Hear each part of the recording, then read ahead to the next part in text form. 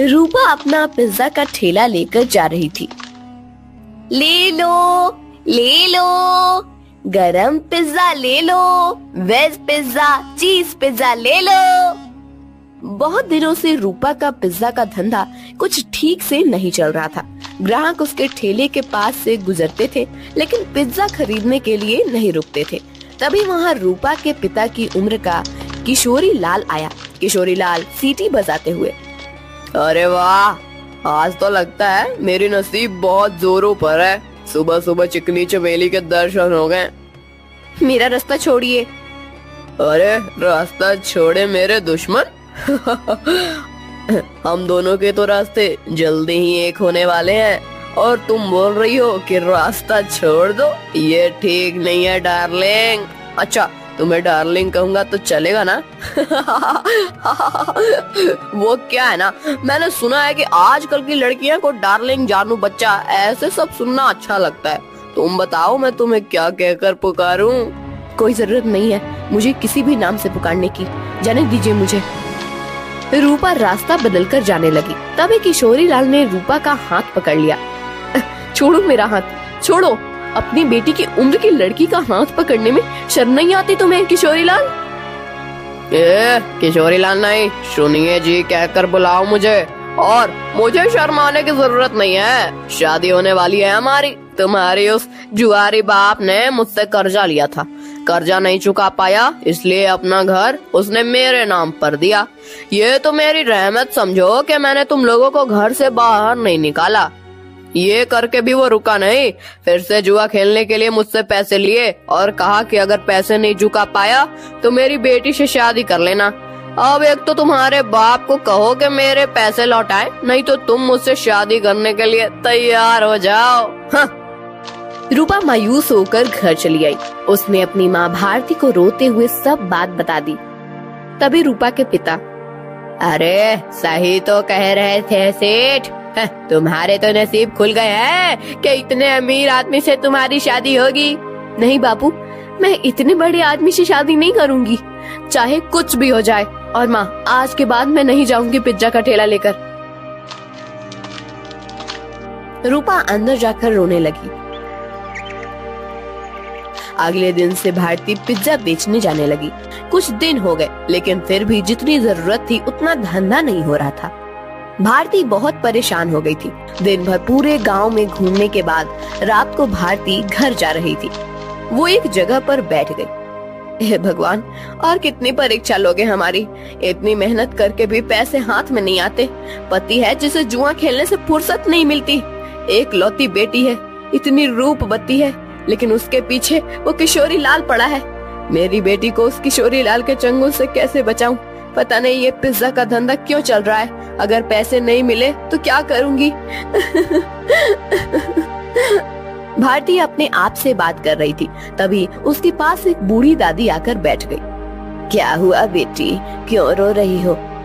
क्या बताऊं अम्मा, मेरे जीवन में इतनी परेशानियां हैं कि क्या कहूं। भारती ने अपनी राम कहानी बूढ़ी अम्मा को बताई। बेटा ये लो, कल से तुम ये मसाला डालकर पिज्जा बनाना। देखना, इस जादुई मसाले से जो पिज्जा बनेगा उसका स्वाद के चर्चे दूर दूर तक होंगे। जल्द ही तुम्हारी सारी परेशानियां दूर हो जाएंगी। भारती को वो मसाला देकर बूढ़ी अम्मा गायब हो गई। अगले दिन भारती ने उस जादुई मसाले से पिज्जा बनाया। अरे वाह माँ, आज तो पिज्जा की खुशबू बहुत अच्छी आ रही है। मैं एक खाकर देखूं? वाह माँ, ये तो सच में बहुत अच्छा बना है। कैसे बनाया तुमने ये? इसमें कुछ अलग डाला है क्या तुमने? हाँ, कल रात को ये थक कर उस पुराने खंडर के पास बैठी थी, तभी वहाँ एक बूढ़ी अम्मा आई थी। मैं बहुत परेशान होकर रो रही थी। तभी उन्होंने मुझे मेरे रोने का कारण पूछा। जब मैंने उन्हें हमारे बारे में सब सच बताया, तब उन्होंने मुझे ये मसाला दिया और कहा कि इसमें पिज्जा में डालकर पिज्जा बनाऊंगी तो पिज्जा का स्वाद बढ़ जाएगा। वही मसाला में डाला है अभी इसमें। क्या? उस खंडर के पास? माँ, तुम्हें पता नहीं वहाँ क्या है? तुम इतनी डर क्यों रही हो? ऐसा क्या है वहाँ पर? अरे माँ, कहते हैं कि वहाँ पर एक बूढ़ी का भूत रहता है। तुम्हें जो बूढ़ी अम्मा मिली थी, कहीं वो वही भूत तो नहीं थी? ये क्या बोल रही हो तुम बेटा? कल मेरी मुलाकात एक भूत से हुई थी, लेकिन उसे देखकर ऐसा लग तो नहीं रहा था। लेकिन माँ, ये तो सोचो कि कोई सामान्य औरत तुम्हें जादुई मसाला कैसे देगी? हो ना हो वो जरूर कोई भूत ही होगी। अब वो कोई भी हो, क्या फर्क पड़ता है? अगर उसके इस मसाले की वजह से हमारे पिज्जा की बिक्री बढ़ गई तो अच्छी ही है ना। सोचो, हम उस किशोरी लाल के सारे पैसे चुका देंगे तो उसे तुम्हारा पीछा छोड़ना होगा। हाँ, ये बात तो है। सिर्फ एक बात याद रखना, किसी को कानो कान खबर ना हो कि हमें किसी भूतनी ने जादुई मसाला दिया था। भारती अपना ठेला लेकर निकल पड़ी। जादुई पिज्जा की महक पूरे गांव में फैल रही थी। अरे भारती, आज तो बहुत बढ़िया खुशबू आ रही है तुम्हारे ठेले से। जरा एक दो पिज्जा खिलाओ तो। भारती ने लालचंद को गर्मा गर्म पिज्जा सॉस के साथ दिया। लालचंद पिज्जा खाने लगा। अरे वाह, क्या स्वाद है! वाह वाह, मजा आ गया। भारती, क्या खूब पिज्जा बनाया है। आज तुमने सच में दिल खुश हो गया। वैसे तो मुझे ये पिज्जा कुछ खास पसंद नहीं है। ये तो सारे नए जमाने के चोचले हैं, लेकिन उसकी सुगंध इतनी अच्छी आ रही थी कि मेरा जी मचल गया। ओह, ये लो पैसे, और एक काम करो, 4 पिज्जा पैक करके देना, घर पर ले जाता हूँ। बच्चों को बहुत पसंद आया। लालचंद की आवाज सुनकर कुछ और लोग वहाँ आ गए और पिज्जा खरीदने लगे। भारती बहुत ज्यादा खुश हो गई, क्योंकि आज उसकी बोनी ही एकदम बढ़िया हो गई थी। कुछ देर के बाद भारती गांव से होकर कॉलेज पर चली गई। कॉलेज के बहुत सारे बच्चों ने पिज्जा खरीदा। दोपहर तक सारे पिज्जा खत्म हो गए। भारती घर आ गई। माँ, इतनी जल्दी आ गई आज? अरे पूछो ही मत, आज तो गजब हो गया। सच में उस मसाले ने तो कमाल कर दिया। जब मैं यहाँ से निकली, थोड़ी दूर पर लालचंद सेठ मिल गए। पिज्जा की खुशबू से गीचे चले आए। 2-3 पिज्जा खा लिए उन्होंने और 4 पैक करके घर ले गए। इतनी तारीफ कर रहे थे पिज्जा की कि क्या ही बताऊं। उनकी आवाज सुनकर कुछ और गांव वाले आए और उन्होंने भी पिज्जा खरीद लिया। आज तो बहुत अच्छी बोनी हो गई थी। फिर मैं कॉलेज पर चली गई। वहाँ भी बच्चों की खाने की छुट्टी हुई थी। क्या कहते हैं उसे? हाँ, रिसेस। बहुत से बच्चे बाहर आए और पिज्जा लेकर चले गए। सारे पिज्जा खत्म हो गए। अरे वाह, मतलब भूतनी ने दिए हुए मसाले ने आपका काम कर दिया। माँ, अगर रोज ऐसे ही पिज्जा की बिक्री होने लगी तो बहुत जल्द हम सारा कर्जा चुका देंगे। हाँ बेटा, ऐसा ही होगा। एक दिन, रूपा, मैं सोच रही हूँ कि मैं दोपहर को घर आ जाती हूँ। बाद में पूरा टाइम मैं खाली बैठ रहती हूँ, तो क्यों न शाम के समय भी पिज्जा का ठेला लगाना शुरू कर दूँ। लेकिन माँ, तुम कितना काम करती हो? शाम को भी काम करोगी तो थक नहीं जाओगी? थक तो जाऊंगी, लेकिन सोचो, मुनाफा भी तो दुगना हो जाएगा। अगले दिन से भारती शाम के समय भी जादुई पिज्जा का ठेला लगाने लगी। उसे दुगना मुनाफा होने लगा। कुछ दिनों में भारती के पास बहुत सारे पैसे जमा हो गए। एक दिन वो कर्ज के सारे पैसे लेकर किशोरी लाल के कोठी पर चली गई। आओ आओ भारती, आज सुबह सुबह मेरी कोठी पर। लगता है शादी की बात करने आई हो। किशोरी लाल, मैं पागल नहीं हूँ जो मेरी रूपवती बेटी का हाथ उसके बाप की उम्र के आदमी के हाथ में दे दूं। बिल्कुल, तुम पर ही गई है तुम्हारी बेटी। कुछ दिन पहले वो भी यही कह रही थी, लेकिन शायद तुम दोनों को अभी तक समझ नहीं आया है कि रमेश ने ही मुझसे वादा किया है कि अगर उसने लिए हुए कर्जे को वो चुका नहीं पाया तो वो रूपा का हाथ मेरे हाथ में दे देगा, और तुम लोग तो मुझे पैसे वापस करने से रहे। तो तुम्हारे पास चारा ही क्या है? अपने सपनों से बाहर आओ किशोरी लाल। कहीं ये कांच का सपना टूट गया तो उस टूटी हुई कांच के टुकड़े आँखों में चुभ जाएंगे और आँखों से खून बहने लगेगा। ये लो, मैं पैसे लेकर आई हूँ। तुम्हारा सारा कर्जा सूद समेत लौटा रही हूँ। क्या? कैसे? वो भी इतने सारे पैसे आए कैसे तुम्हारे पास? ये ले तेरे पैसे, और आगे से मेरे दरवाजे पर आने की जरूरत मत करना। और हाँ, मेरी बेटी को आंख उठाकर भी मत देखना आज के बाद। भारती किशोरी लाल के कोठी से चली गई। किशोरी लाल अपने कंप्यूटर के सामने बैठकर स्टॉक एक्सचेंज में ट्रेड करने लगा। कुछ दिनों के बाद भारती को कॉलेज के कैंटीन में पिज्जा बनाने का काम मिल गया। उसने अब पिज्जा का ढाबा शुरू कर दिया था। दोपहर में भारती कॉलेज के कैंटीन में काम करती थी और शाम को रूपा के साथ मिलकर अपना पिज्जा ढाबा चलाती थी। एक दिन किशोरी लाल के कोठी पर, पापा आप ऐसे सर पर हाथ रखकर क्यों बैठे हैं? क्या बताऊं बेटी, कुछ दिनों से शेयर्स लगातार गिर रहे हैं, मुझे बहुत बड़ा लॉस हो गया है। क्या? तो अब आप क्या करेंगे? आप अब क्या, जितना भी पैसा बचा है उसे भी लगा देता हूँ। अगर 2 दिनों में शेयर्स ऊपर चले गए तो डूबे हुए सारे पैसे वापस मिल जाएंगे। लेकिन अगर ऊपर नहीं गए तो? शुभ शुभ बोल कलमुही, एक तो मैं पहले ही इतने टेंशन में हूँ और तू ऐसी बातें कर रही है। जा अब यहाँ से। 3 दिन बीत गए लेकिन शेयर मार्केट ऊपर नहीं आया। किशोरी लाल के बच्चे खुचे पैसे भी डूब गए। उसे अपनी कोठी भी बेचनी पड़ी। अब किशोरी लाल रास्ते पर आ गया था। किशोरी लाल को लॉस से इतना धक्का लगा कि उसकी हालत बहुत खराब हो गई और उसने बिस्तर पकड़ लिया। घर की जिम्मेदारी अब शीतल पर आ गई। गांव में ही एक छोटे से टूटे फूटे घर में दोनों रहने लगे। 3 महीने के बाद, पापा ये लीजिए, दवाई पी लीजिए। बेटा, दवाई के लिए पैसे कहाँ से आए तुम्हारे पास? पापा मैं एक जगह करती हूँ, उससे जो पैसे आते हैं उसी में दवाई लेकर आई हूँ। और पापा मैंने इस घर का किराया भी दे दिया है और खाने के लिए राशन भी भर दिया है। अब आप सो जाइए, मुझे काम पर जाना है। ये सब उस भारती की वजह से हुआ है। जिस दिन से वो आकर मुझे खरी खोटी सुना कर गई, उसकी बेटी भी हाथ से चली गई। मैं छोड़ूंगा नहीं उस भारती को। पापा अब तो समझिए, इसमें भारती चाची की कोई गलती नहीं है। रूपा मेरी उम्र की है, उसके साथ शादी की बात करने के बारे में सोचते हुए आपको ही शर्म आनी चाहिए थी। कौन सी माँ चाहेगी कि उसकी बेटी की शादी ऐसे आदमी से हो? मुझे बहुत दया आ रही है उन पर। दया तो उन्होंने हम पर दिखाई है पापा। मैंने आज तक आपको बताया नहीं, लेकिन हमारा घर जो चल रहा है ना, वो उनकी वजह से है। मैं भारती चाची के ढाबे पर ही काम करती हूँ। क्या सच? हाँ पापा, आपने उनके साथ इतना बुरा किया, उनका घर ले लिया, फिर भी उन्होंने हमारे बुरे वक्त में हमें सहारा दिया है। किशोरी लाल शीतल की बात सुनकर हक्का बक्का रह गया। उसने भारती को घर बुलाकर माफी मांगी। रूपा से बदतमीजी करने के लिए रूपा से भी माफी मांगी। शीतल भारती के साथ काम करते हुए पैसे कमाने लगी और धीरे धीरे उनकी भी जिंदगी सुधर गई।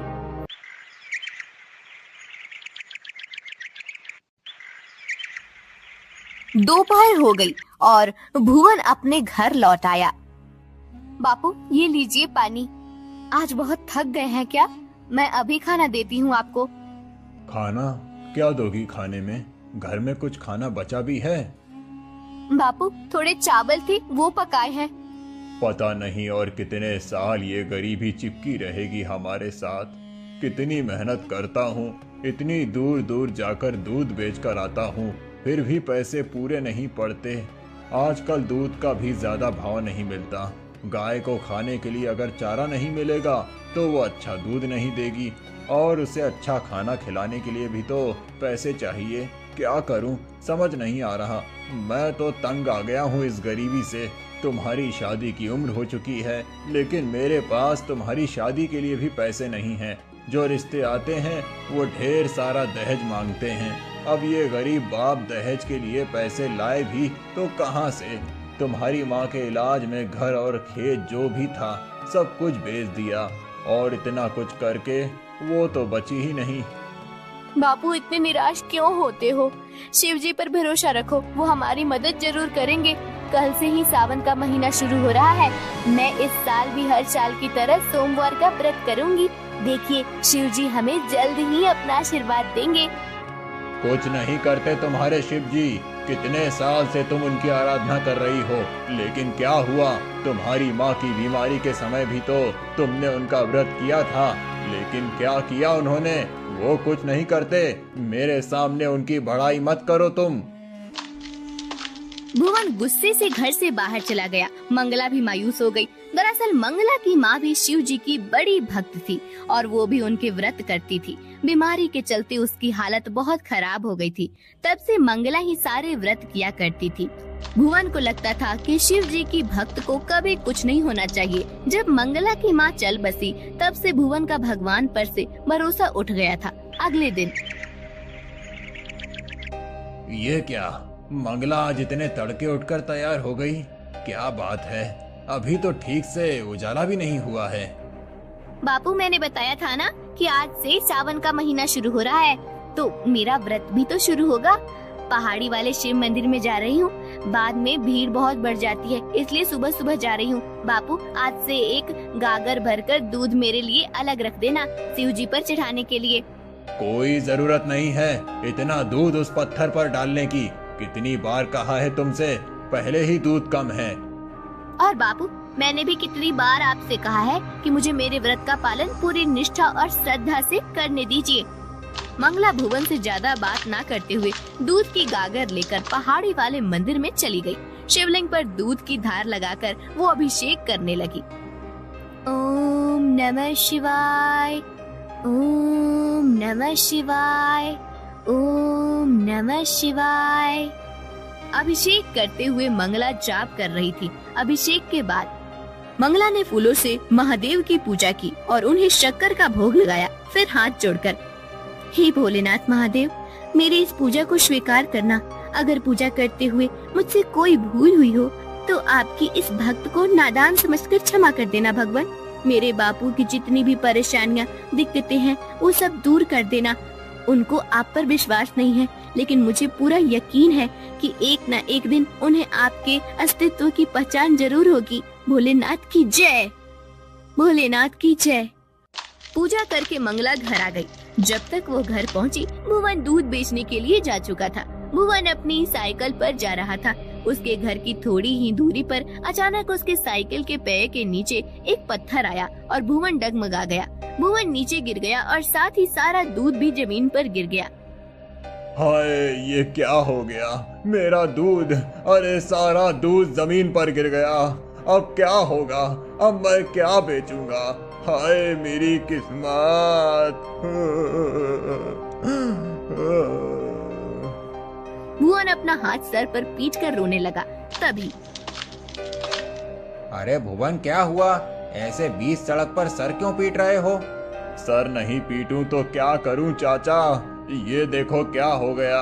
सारा का सारा दूध जमीन पर गिर गया। एक बूंद भी नहीं बचा। सच में इसे कहते हैं गरीबी में आटा गीला।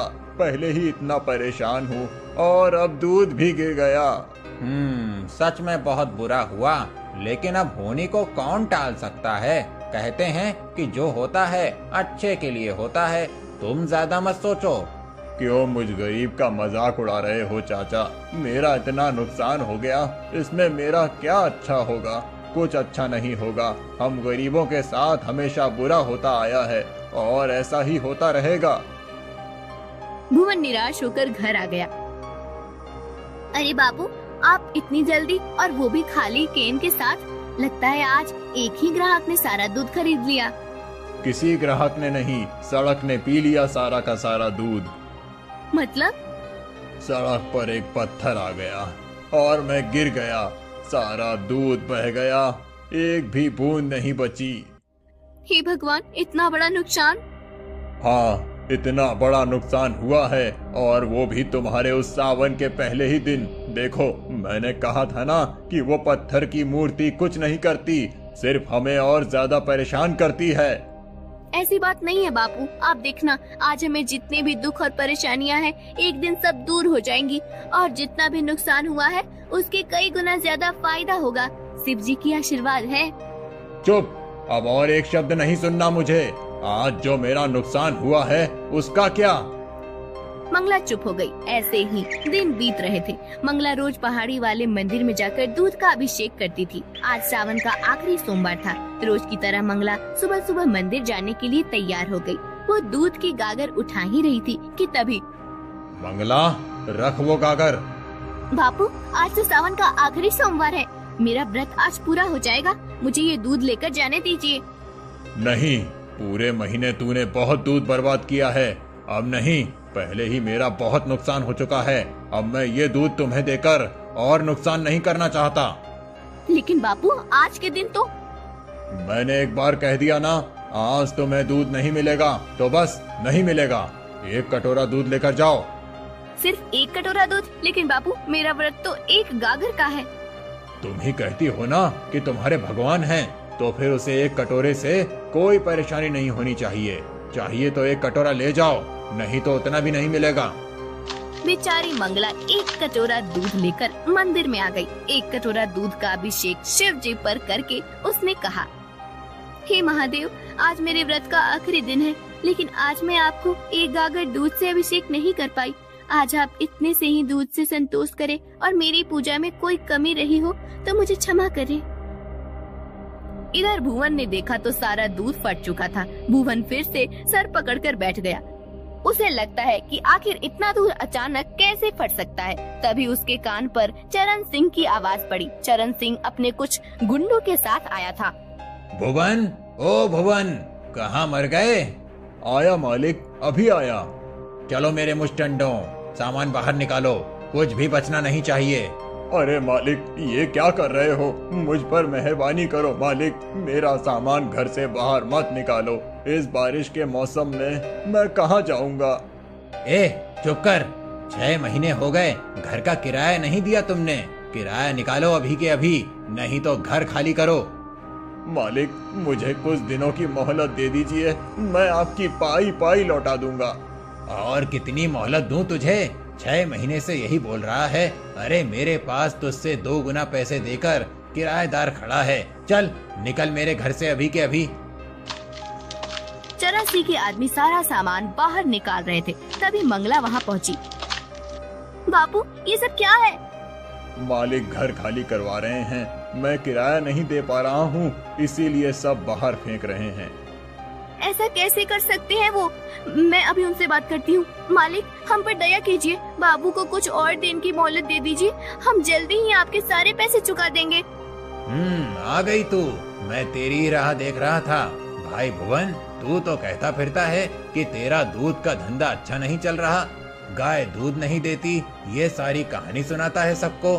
लेकिन सुना है कि तेरी बेटी तो रोज दूध लेकर मंदिर जाती है। मंदिर में बहाने के लिए इतना दूध है तेरे पास, लेकिन मेरे किराया देने के पैसे नहीं हैं। हाँ, ऐसी कोई बात नहीं है मालिक, मैं आपसे हाथ जोड़कर विनती करती हूँ, आप कुछ दिन की मोहलत दीजिए, हम कुछ करते हैं। ठीक है, तुम्हारी बात का मान रखता हूँ मैं। अब इतनी खूबसूरत लड़की को तो ना नहीं कह सकता, और तुम ऐसे हाथ मत जोड़ो। ऐसा कहकर चरण सिंह ने मंगला का हाथ पकड़ लिया। छोड़ो, छोड़ो मुझे। भुवन, तुझे कुछ दिनों की मोहलत देता हूँ। जब तक तू मेरे पैसे नहीं लौटा देता, ये तेरी खूबसूरत बेटी मेरे साथ मेरी कोठी पर रहेगी। नहीं मालिक, ऐसा मत कीजिए, मेरी बेटी को छोड़ दीजिए। चरण सिंह मंगला को खींचते हुए ले जाने लगा। हे शिव जी, मेरी रक्षा कीजिए, इस राक्षस जैसे आदमी से मुझे बचाइए भगवान, महादेव मेरी मदद कीजिए। मंगला शिव जी को पूरी भक्ति से पुकारने लगी। तभी वहाँ एक बहुत बड़ी नागिन प्रकट हो गई। उस बड़ी सी नागिन को देखकर चरण सिंह डर गया और उसने मंगला को छोड़ दिया। चरण सिंह, एक बार तूने इस सच्ची लड़की को छुआ है, अगर फिर कभी इसे छूने की कोशिश की तो मुझसे तुझे कोई भी नहीं बचा पाएगा। बापू, देखा मेरे शिव जी की महिमा, मेरी प्रार्थना सुनकर उन्होंने नाग देवी को भेजा मेरी रक्षा के लिए।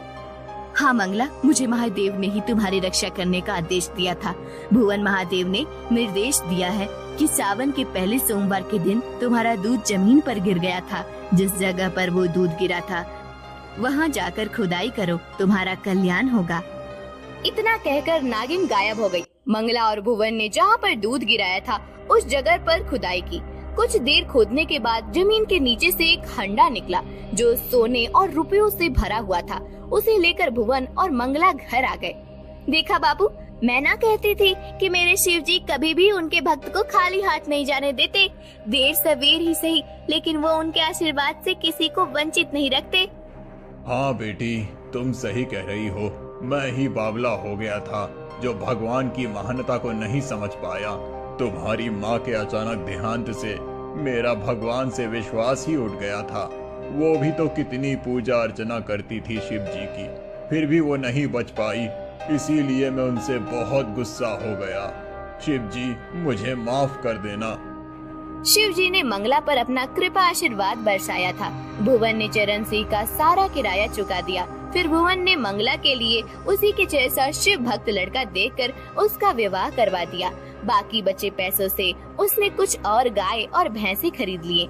अब भुवन एक बड़े दूध की कंपनी को दूध सप्लाई करने लगा। मंगला की शिव जी के प्रति सेवा और निष्ठा ने उसके सावन के व्रत का फल उसे दे दिया था।